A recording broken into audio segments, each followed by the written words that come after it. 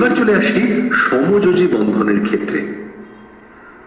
এক বা ভিন্ন মৌলের দুটি পরমাণুর সর্ববহিস্থ কক্ষের বিজোড় ইলেকট্রনগুলির মিলনে গঠিত এক বা একাধিক ইলেকট্রন জোড়কে সমভাবে ব্যবহার করার ফলে সংশ্লিষ্ট পরমাণু দুটি যে রাসায়নিক বন্ধনে আবদ্ধ হয় তাকে সমযোজী বন্ধন বা কোভ্যালেন্ট বন্ড বলা হয়।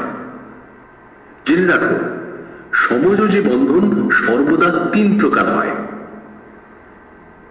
এক বন্ধন বা সিঙ্গেল বন্ড, দ্বিবন্ধন বা ডাবল বন্ড, ত্রিবন্ধন বা ট্রিপল বন্ড।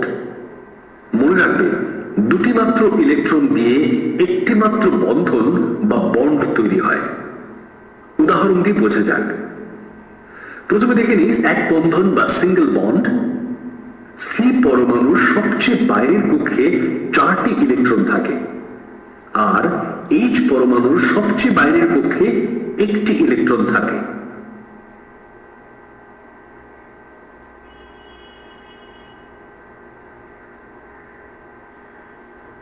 NH3 অণুর গঠন। N এর ইলেকট্রন বিন্যাস, H এর ইলেকট্রন বিন্যাস। এখানে N পরমাণুর যোজ্যতা কক্ষের 3টি ইলেকট্রন 3টি H পরমাণুর 3টি ইলেকট্রনের সঙ্গে পৃথকভাবে 3টি ইলেকট্রন জোড় গঠন করে ও সমযোজী বন্ধন দ্বারা যুক্ত হয়ে NH3 অণু গঠন করে। H2O বা জলের অণুর গঠন। H এর ইলেকট্রন বিন্যাস, O এর ইলেকট্রন বিন্যাস।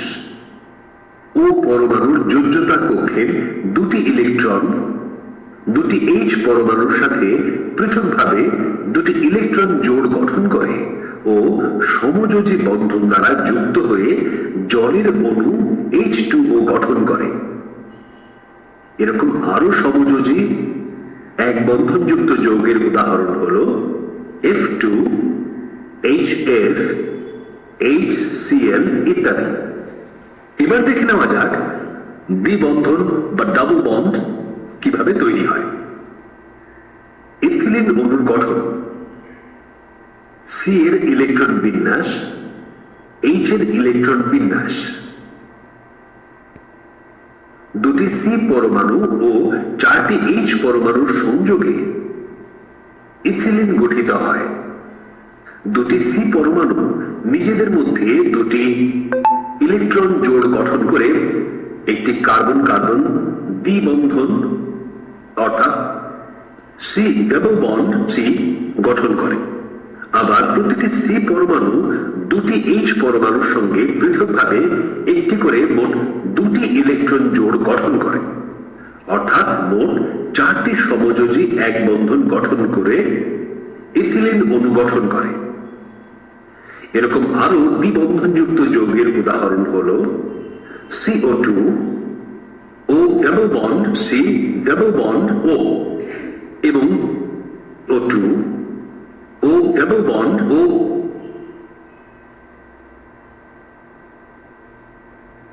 এবার দেখে নেওয়া যাক ত্রিবন্ধন বা ট্রিপল বন্ড কিভাবে তৈরি হয়। অ্যাসিটিলিন অণুর গঠন। অ্যাসিটিলিন অণুতে 2টি সি পরমাণুর মধ্যে 3টি সমযোজী বন্ধন ও সি ও এইচ পরমাণুর মধ্যে 1টি করে সমযোজী বন্ধন থাকে।